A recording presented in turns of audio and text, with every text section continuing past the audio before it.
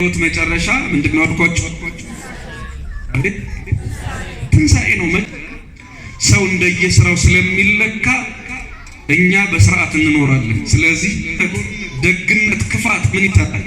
ሁለቱም ዋጋ የላቸውም እኮ በቃ እዚህ ምድር ላይ ሰው የወደደውን እየኖረ ሔዋን ብድር ከፋይ ይላታል። የሔዋን ዕዳ ከፋይ። የሔዋን ምን ከፋይ አልኳችሁ? ዕዳ ከፋይ። ምን ዕዳ ነበረባት ያላችሁ እንደሆነ ሞትን ወደዚህ ዓለም በጆሮዋ ሰምታ ወደዚህ ዓለም አምጥታለች ማለት ከሰይጣን ጋር በጆሮዋ ምዕዳነ አርዌ ይባላል። የዲያብሎስን ምክር ሰምታ ሞትን ወደዚህ ዓለም አምጥታለች። ክፉ ነገርን፣ ክፉ ወሬን፣ የሞትን፣ የኃጢአትን፣ የበደልን ወሬ ከእግዚአብሔር የመለየትን ድምፅ እንድንሰማ ምክንያት የሆነችን ሴት ናት ሔዋን ማለት ነው። ዛሬ ግን በድንግል ማርያም የጀመረው በጎ ዜና ወደ ሌሎች ሴቶችም ደረሰና የትንሣኤው የክርስትና ትልቁ ዜና እንደገና የተሰበከው በሴቶች ሆነ ማለት ነው። የቤተ ክርስቲያን የክርስትና ትልቁ ዜና ምንድነው? የቤተ ክርስቲያንና የክርስትና ትልቁ ትምህርት ምንድነው ያላችሁ እንደሆነ ትንሣኤ ነው። ምን አልኳችሁ? ትንሣኤ ነው። ትንሣኤ ባይኖር እዚህ ሃይማኖተኛ ሆነን እዚህ ሃይማኖት ኖሮን እዚህ ምን ልናደርግ እንሰበሰባለን? ትንሣኤ ባይኖር ክርስቲያን መሆን፣ ማተም ማሰር፣ መጠመቅ፣ መቁረብ፣ መማር ምን ይጠቅማል? ትንሣኤ ባይኖር በጎነት፣ ደግነት፣ ክፋት ምን ይታጣል? ሁለቱም ዋጋ የላቸውም እኮ በቃ እዚህ ምድር ላይ ሰው የወደደውን እየኖረ እንዲሁ እንደ እንስሳ መኖር ይችል ነበር። ግን ሞቶ ተነስቶ በእግዚአብሔር ፊት መቆም ስላለ ሰው እንደየስራው ስለሚለካ እኛ በስርዓት እንኖራለን። ስለዚህ ትልቁ የክርስትና ትምህርት ትንሣኤ ነው። ብዙዎቻችን አሁን ያው ሞት የህይወት መጨረሻ ይመስለናል። አይደለም። ሞት አይደለም የህይወት መጨረሻ፣ ትንሣኤ ነው። በክፉም ሊሆን ይችላል፣ በደግም ሊሆን ይችላል። የህይወት መጨረሻ ሞት ሳይሆን ትንሣኤ ነው። የህይወት መጨረሻ ምንድነው አልኳችሁ? ትንሣኤ ነው። መጨረሻ የሚባል ሞት አይደለም። ከሞት በኋላ ትንሣኤ ስላለ ትንሣኤ ሁለት አይነት ነው። የክብር ትንሣኤ አለ፣ የውርደት ትንሣኤ አለ፣ የቅጣት። ስለዚህ ሴቶች ይህንን የክብር ትንሣኤ ወደ ሰው ጆሮ ያደረሱ ሴቶች ስለሆኑ የሴቶች በዓል ነው የሚባለው ትንሣኤ ማለት ነው። ስለዚህ መብዛታችሁ መልካም ነው፣ እንኳን በዛችሁ ለማለት ነው። ሁለተኛ ደግሞ ብድር ከፋይ ሆነች ማለት ድንግል ማርያም ይውላችሁ አንድ ዘወርወር ያለ ቀለም ልንገራችሁ እስኪ አብራችሁ ይበሉ። ወበከመ በሉ እስኪ በደም ጮክ ብላችሁ አውፃአ ብእሲት ብእሲ ብእሲተ እንበለ ብእሲት ከማሁ አውፃአት ብእሲት ብእሴ እንበለ ብእሲ። እስኪ ምን አልኳችሁ? አይሰማም? እሺ አማርኛውን ስለው ትሉታላችሁ። ወንድ ያለ ሴት ሴትን እንዳስገኘ ወይም ወንድ የሚለውን በስሙ እንጥራው። አዳም ያለ ሴት ሴትን እንዳስገኘ በሉ እስኪ። አዳም ያለ ሴት ሴትን እንዳስገኘ ሴትም ያለ ወንድ ወንድን አስገኘች። አዳም ያለ ሴት ምንን አስገኘ? ከአዳም ጎን ማን ስለተገኘች? አያችሁ፣ ለሔዋን አዳም አባቷም እናቷም ነው፣ አያቷም ነው፣ ቅድመ አያቷም ነው። እና ከአዳም ጎን ሔዋን ከተገኘች በኋላ 5500 ዘመን የነበሩ ወንዶች እናንተ ሴቶች እናንተ ከኛ ተገኛችሁ እንጂ እኛ ከናንተ አልተገኘንም፣ በዚህ ምክንያት ርስት ከኔ ጋር ልትቆጠር አይገባም እያሉ እስከ በብሉይ ኪዳን ዘመን ከዛም በፊት በነበረው ሴት ርስት እንኳን ከወንዶች ጋር አትካፈልም ነበር። ሴት በብዙ ነገር የተገለለች የራቀች ነበረች። ምክንያቱም ከገነት አወጣ እናንተ እንድንባረር ምክንያት ሆናችሁ ይባላሉ ወይም ትባላለች ሴት ልጅ። በሌላ ምክንያት ደግሞ እናንተ ከኛ ተገኛችሁ እንጂ እኛ ከእናንተ አልተገኘንም፣ እናንተ ናችሁ ከጎናችን ተቆፍራችሁ ወጣችሁ እየተባሉ በዚህ ምክንያት መድሎ ይደርስባቸው ነበር። አሁን ድንግል ማርያም ለዚህ መርገም፣ ለዚህ ቁጣ፣ ለዚህ የወንዶች ትምክህት ብድር ከፋይ ሆነችላችሁ። ምን ሆና? ሔዋን ከወንድ ወይም ደግሞ ወንድ ያለ ሴት ሔዋንን እንዳስገኘ ሁሉ ወንድ ወይም አዳም ያለ ሴት ሴትን አስገኘ። እስኪ እንደገና በሉት። ቅድም ያልኳችሁ ወንድ ያለ ሴት ምንን አስገኘ? አስገኘ። ይሄ ትምክህት ሆኖ 5000 ዘመን ቆየ። ከዚያስ ይሄ ትምክህት በድንግል ማርያም ይፍረሳልና ክርስቶስ ከሴቷ ወንዱ ልጅ ኢየሱስ ክርስቶስ ያለምን ተገኘ? አቤት! ስለዚህ ድንግል ማርያም ኩራት ሆነቻችሁ አልሆነቻችሁ? ክብር ሆነች አልሆነችም? የሔዋን ዕዳ ከፋይ ሆነች አልሆነችም? ስለዚህ አያችሁ፣ ሴት ልጅ አትታመንም ነበር ክርስቶስ ተነስቷል ብላ ስትናገር፣ ግን አሁን መታመን ጀመረች። በነገራችን ላይ በአይሁድ ባህል ሴት ለምስክርነት አትበቃም ነበር። ለዚያ ነው እኮ ራሱ ማቴዎስ ማነው ሉቃስ አሁን በምንተርከው ታሪክ ውስጥ በጣም ባጭሩ አሳጥረን የምንተርከው ታሪክ ውስጥ በእርግጥ ሴቶች ወደ መቃብሩ ሄደው መልአክ አይተው ነበረ፣ ተነስቷል ብሏቸዋል መሰል መልአክ ግን ብሎ እንደማያምኑ ነገረ ማለት ነው። የሴት ምስክርነት እንደማይበቃ የሆነ ብዥ ብሎባቸው ኢሉዥን ውስጥ እንደነበሩ እያወሩት ነበረ ለእንግዳ ለማያውቁት እንግዳ። ይሄ ማለት ነው ሴቶች በአይናቸው አይተው በጆሮአቸው ሰምተው እንኳን አንድ ነገር ቢናገሩ የሴቶች ምስክርነት ተቀባይነት የለውም ነበር። አሁን አረባክ አሁንም የለው። አሁንማ ትፈልግ ዳኛ ሆና ትፈርድብሃለች። አይ አሁን እንኳን አቃቤ ሕግም ናቸው፣ ዳኛ ናቸው፣ ጠበቃ ናቸው፣ ምስክርም ናቸው። አይደሉም እንዴ? ያው ናቸው። እንግዲህ የግል ታሪክ ይኖረው ይሆናል። ጣልቃ እንገባ። ሰው ሁሉ የራሱ ታሪክ አለው። አሁን እሱ ደግሞ የራሱ ታሪክ ይናገር። እንግዲህ የግል ነው። እኛ አሁን እንደ መጽሐፍ ቅዱስ እናስበው እንደዚያ ነው ለማለት ነው።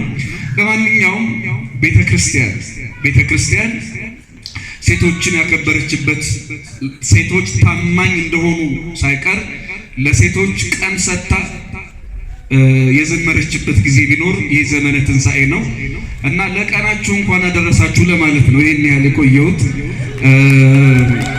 የኤማሁስ መንገደኞች ደግሞ ጌታችን ኢየሱስ ክርስቶስ ከተነሳ በኋላ መነሳቱን እየተጠራጠሩ የነበሩ ደቀ መዛሙርት ክርስቶስ ሞቷል፣ ክርስቶስ አልተነሳም የሚለውን በኢየሩሳሌም የነበረውን ሰቆቃ ሐዘን ለመርሳት ፈለጉና ከኢየሩሳሌም ሉቃስና ቀለዮጳ ኒቆዲሞስም ይሉታል ሁለት ደቀ መዛሙርት ከኢየሩሳሌም ወደ ኤማሁስ ይሄዳሉ። መጽሐፍ ቅዱሳችን 60 ምዕራፍ ይለዋል። በአሁኑ አነጋገር 11 ኪሎ ሜትር ነው። ርቀው ይሄዳሉ። በእግር የ3 ሰዓት መንገድ ገደማ ነው። ይሄንን ጉዞ ሲሄዱ አንድ የማያውቁት ጸጉረ ልውጥ ሰው አገኙ። ምናልባት ፈጠን ብዬ የምናገረው ስለምታውቁት ነው። ይሄ የማያውቁት ሰው አብሯቸው ሲሄድ ያወራሉ፣ ይነጋገራሉ እና ስለምን እያወራችሁ ነው አላቸው። ጠየቃቸው፣ ነገሩት።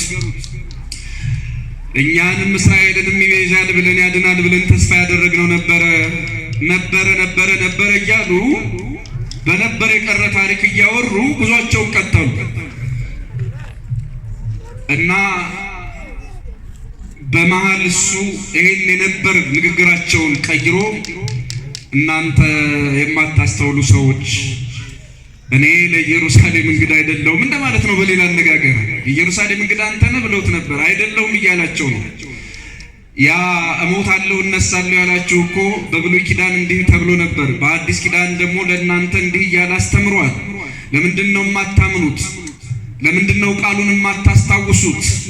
የነገራችሁን ለምን ትጠራጠራላችሁ? እያለ እየገሰጻቸው 3 ሰዓት አብሯቸው ሄደ። በመጨረሻም ንግግሩ ደስ ብሏቸው ልባቸው ተጽናንቶ አርፎ ወደ ቤታቸው ሲቀርቡ ጊዜው መሽቷል፣ ከኛ ጋር እደር አሉት። እሺ አላቸው። እንግዳ እራት አቀረቡለት። ሲባርከው አንድ ነገር ትዝ አላቸው። ይሄ የበረከት ስርዓት፣ ይሄ እንጀራን የመባረኩ ልምድ ከዚህ በፊት የሚያውቁት እጅ ነው። ጸሎቱ ከዚህ በፊት የሚያውቁት የሰሙት ቃል ነው እና የሆነ ነገር ትዝ እያላቸው እንጀራውን ባርኮ ጸልዮ ሲሰጣቸው ራሱ ሉቃስ ምን ይላል? ራሱን አርቆ ነው የሚናገረው። ራሱ እንዳለበት አድርጎ አይናገርም። ወተከስታ አዕይንቲሆሙ አይናቸው ተገለጠ ይላል። አይናቸው ምን አለ? 3 ሰዓት ያህል አልተገለጠም። 11 ኪሎ ሜትር በእግራቸው እየተጓዙ አልተገለጠም። እንጀራውን ባርኮ ሲሰጣቸው ግን አይናቸው ምን አለ? ወአይመርው ቀጥሎ አወቁት ይላል። አወቁት። ከዛ ወተሰወረ እማይንት ከአይናቸው ተሰወረ። እንደገና ተመልሰው ሴቶች ያዩት ትክክል ነው አሉ። ከሴቶች በኋላ ነው ልባቸው ይበራ። ከሴቶች በኋላ ነው ትንሣኤውን ያወቁ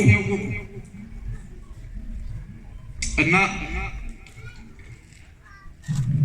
ይሄ ታሪክ ባጭሩ የነገርኳችሁ ይሄ ታሪክ በጣም ሰፊ ትምህርት አለው።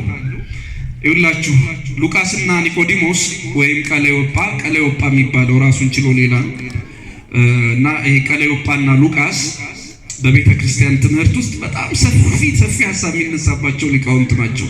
ባጭሩ ልንገራችሁ። መንገድ ላይ ነበሩ።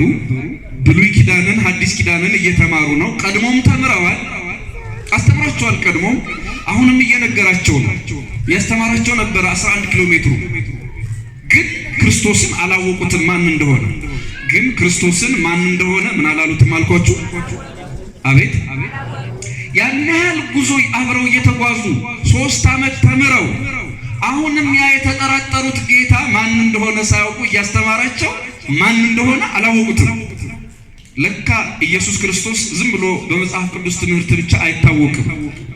ታዲያ መቼ ነው የታወቀው ያለ እንደሆነ ምን ሲሆን ነበር ያልኳችሁ? ምን ሲሆን ነበር ያወቁት? እንጀራውን ባርኮ ምን ሲላቸው ሲሰጣቸው። እንጀራውን ባርኮ እስኪሰጣቸው ድረስ አይናቸው የታወረ ነው፣ ልባቸው የደነቆረ ነው። አያችሁት? የደነቆረ ልብ፣ የታወረ የልብ አይን የበራው የተባረከውን እንጀራ ቆርሶ ሲሰጣቸው። ይሄ ወደኛ ዘመን ሲመጣ ስለ ኢየሱስ እንመሰክራለን የሚሉ ሰማይ እስኪሰነጠቅ ድረስ በየመንገዱ የሚጮሁ ብዙ ናቸው። ይሄ የማይካዳክ ነው። ስለ ኢየሱስ እናስተምራለን የሚሉ በጣም ብዙ ናቸው። ለካ ዝም ብሎ በትምህርት ብቻ አይታወቅም። ኢየሱስ ክርስቶስ አይታወቅም። በትምህርት ብቻ ቢታወቅ ኖሮ ሉቃስና ቀለዮጳ ቀድመው 3 ዓመት ተምረዋል። አሁን ከሞት የተነሳው ያ 11 ኪሎ ሜትር አብሯቸው የተጓዘው ማን እንደሆነ ሳያውቁት ልባቸው ፈዞ አይናቸው ደንግዞ የነበሩት እነዚህ ሰዎች ማወቅ ነበረባቸው። አላወቁትም። ለምን? ብሉይ ኪዳንን ሐዲስ ኪዳንን ማጥናት፣ መጥቀስ፣ መናገር፣ መጮህ፣ የሆነ ጥቅስ መሸምደድ ለካ ጩኸት ሊያበዛ ይችላል እንጂ ክርስቶስን ሊገልጥ አይችልም። ቢሆን ኖሮ ዝም ብሎ በጥቅስ ብቻ ስለ ኢየሱስ በማወቅ ብቻ ስለ ኢየሱስ በመናገር ብቻ ኢየሱስ ክርስቶስ የሚታወቅ ቢሆን ኖሮ ሉቃስና ቀለዮጳ አንደኛ ትንሣኤውን አይጠራጠሩም፣ ሁለተኛ አብሯቸው የሚሄደው ማን እንደሆነ ቀድመው ያውቁ ነበር። ግን አላወቁትም። ኢየሱስን የማያውቁ ስንት ጯሄዎች እንዳሉ በዚህ እናውቃለን። መንገደኞች። ይሄው ብሉይ ኪዳኑ እየተነገረ ራሳቸው እኮ ያውቃሉ። ተምራችሁ አልነበረም ወይ እንዴት አታስተውሉም እየተባሉ ነው። እና ብዙ ጥቅስ ሊያውቁ ይችላሉ። ስለ ኢየሱስ ብዙ ሊናገሩ ይችላሉ። ኢየሱስን የማያውቁ የኢየሱስ ሰዎች በጣም እኮ የሚገርሙ ናቸው። እንደዚህ ሉቃስና ቀለዮጳ ኢየሱስን የማያውቁ የኢየሱስ ሰዎች ምን አልኳቸው?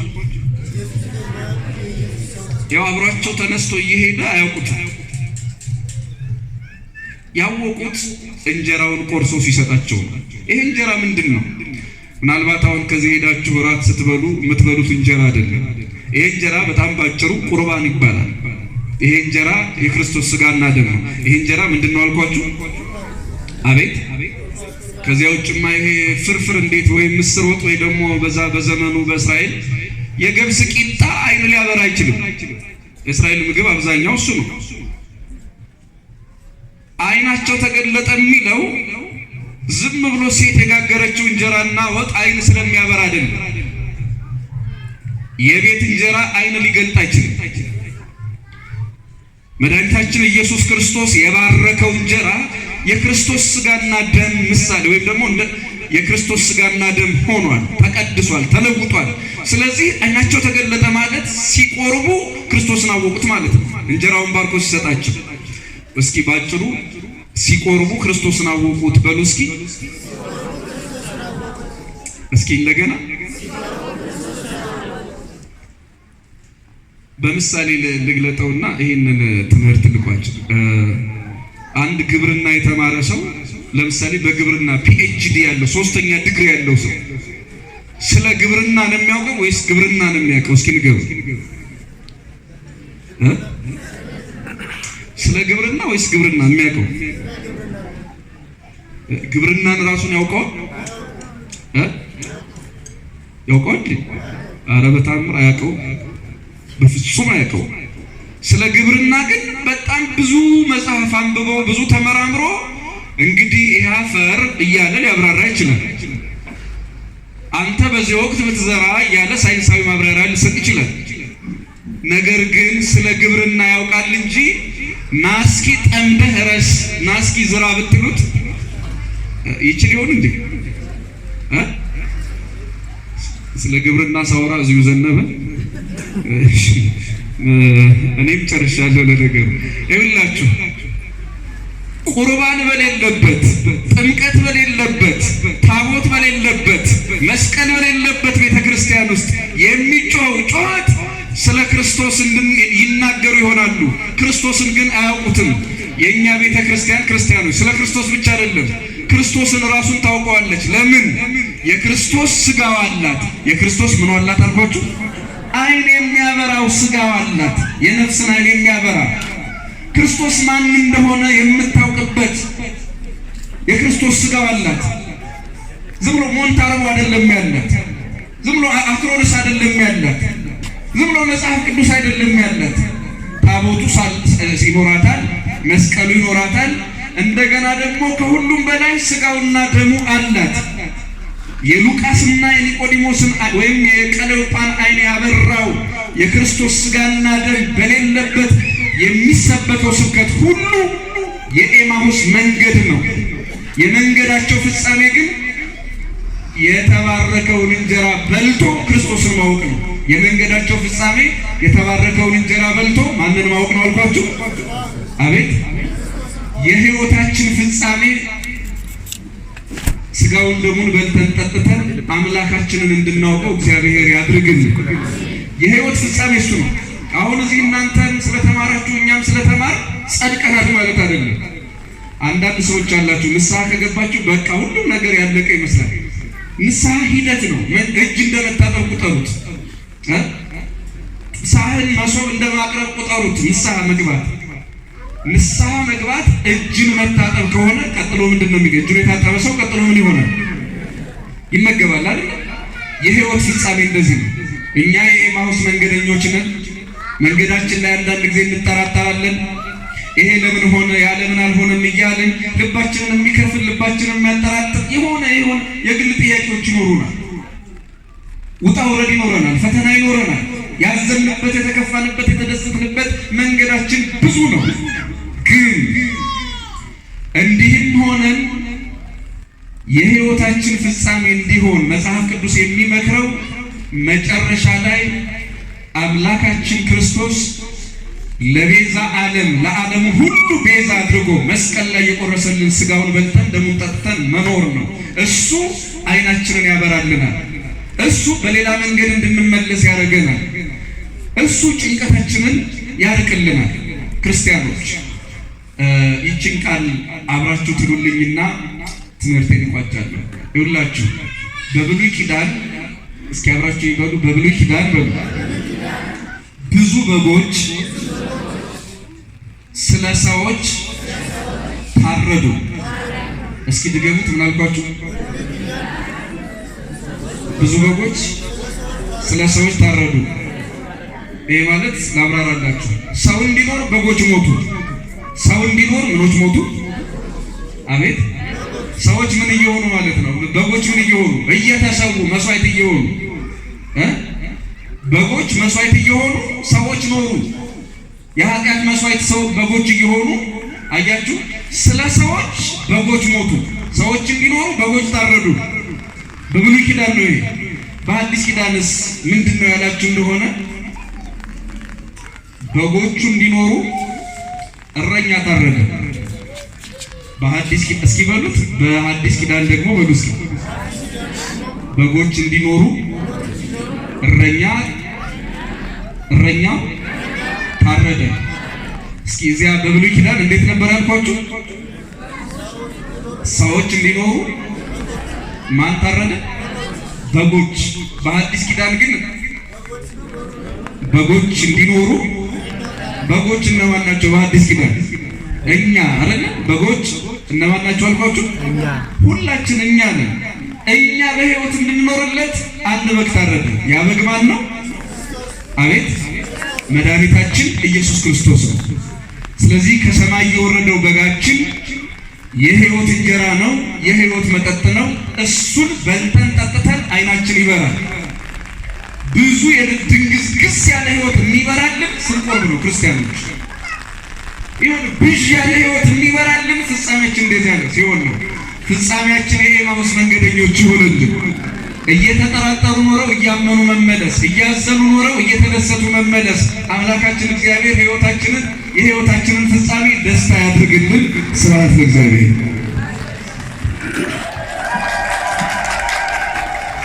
በመምህራችን ያድሮ ያስተማረን የመከረን